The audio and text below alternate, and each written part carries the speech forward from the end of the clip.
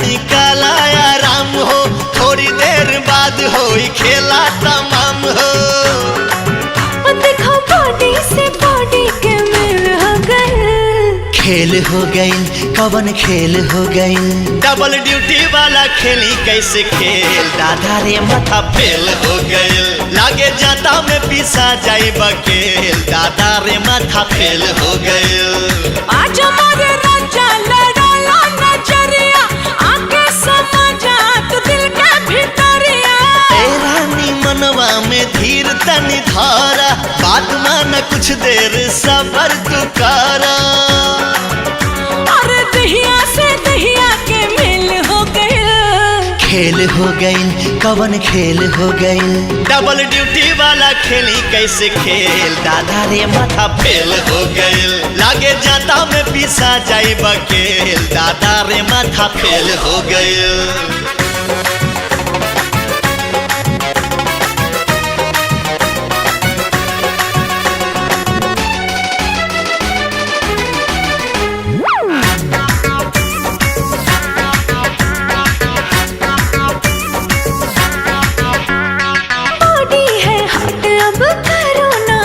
जी इंजन मोहब्बत का करो इसे काट जी।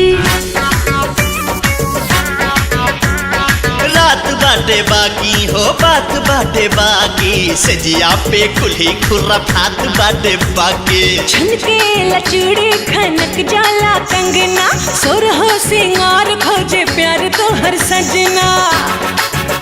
अरे भागला ऐसे जैसे जेल हो गए, डबल ड्यूटी वाला खेली कैसे खेल, दादा रे माथा फेल हो गई, लागे जाता में पिसा जाई बकेल, दादा रे माथा रे फेल हो गई।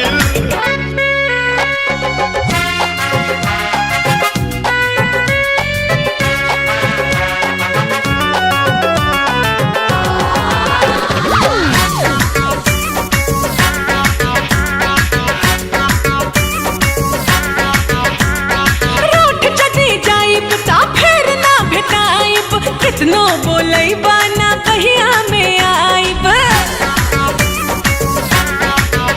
हारू सबूत बहिया में तान ले हब तो होके, किस लेके करवा में बांध ले हब तो होके। ना जाने कैसा तू है हसबैंड, बाहों में आ जाओ कर दो ट्रेंड।